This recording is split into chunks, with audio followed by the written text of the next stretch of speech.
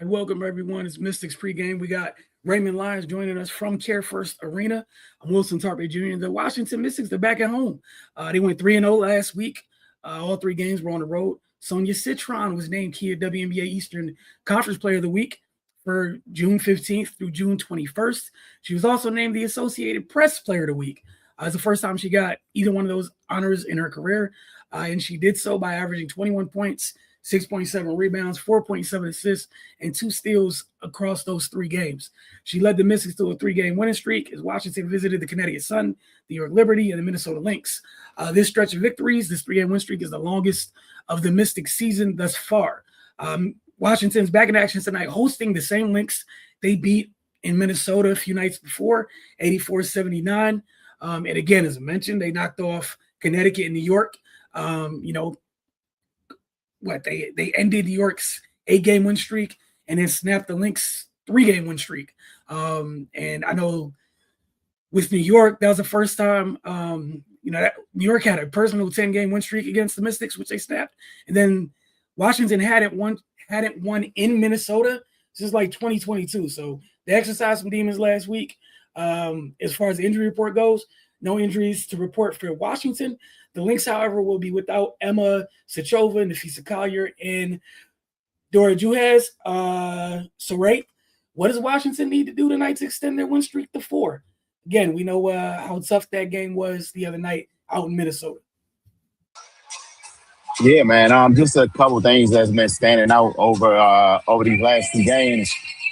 First things first, man. Georgia's been solid, and before the season started, and we knew she was coming back. Something that you've been harping on is they didn't need her to set the world on fire. They just needed her to be serviceable. And that's what she's been over these last 3 games, and it's made a huge difference. Their offense has looked a little more solid. It's been flowing better. She's been in double territory. So, yeah, man, that would just been an added boost and added a different dynamic to their team.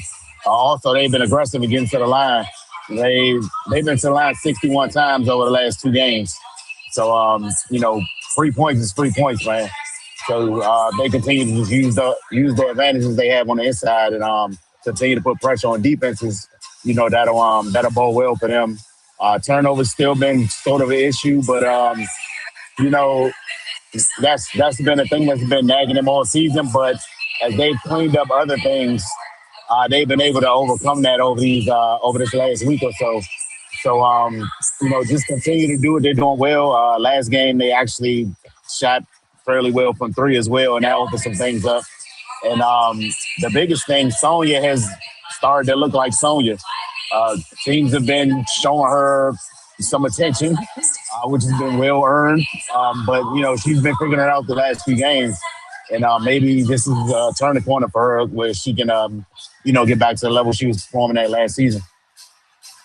Yeah, I think the biggest thing you said that sticks out was 61 attempts in 2 games is crazy. Like, we know they're getting into the paint. They're getting deep paint touches at that, and we know they play through the bigs and whatnot. You talked about Sonya, kind of, she's getting going. And I think that's the challenge with teams that deal with Washington is that 3-headed monster. It's going to be hard to limit all 3 of them. Shakira didn't have the best of games against Minnesota, however, because, Kiki was rolling, Sonya had it going, and we're seeing some of the youngsters kind of start to find some consistency off the bench, man. I think that goes a long way. I think Cody was huge in that last game with Minnesota where we're talking about why they got to the line so much.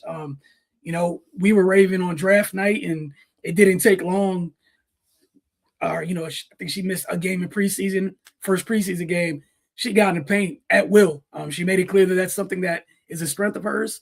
But, yeah, I'm right with you with the turnovers. Hopefully that's something they can clean up. But the other thing with Minnesota is that's something they struggle with a little bit too. They're not as bad as Washington in that regard, but I think that was one of the few games where the difference in points conceded off turnovers was close. Usually when Washington has issues, that category right there, it sways heavily in the other team's favor, man. Anything else you want to add before things get started, in about 20, 30 minutes or whatnot to Care First? I just think they need to be ready for the Lynx to come out and throw haymakers from jump. they're the number one team in the league, and they're coming off a loss to this very team at home. So they're going to try to come in here and knock them out quick, But I think if they survive an early onslaught, then their confidence will still be intact. As we constantly say, this is a young team. So if they can weather their storm, then I think they'll be in pretty good position to win this game. Yeah, and I think it's kind of weird because we've been talking about the growing pains with some of the miscues late in games, and during that 3-game win streak, we saw them kind of be the poised team late down the stretch in all those games, whether they were trailing or not.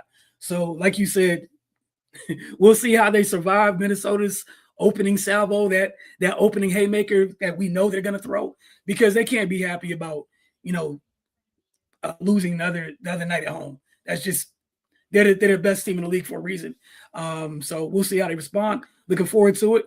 You enjoyed tonight's game. You guys as well. Don't forget Ray's keys to the game, and we'll see you guys a couple more times this week.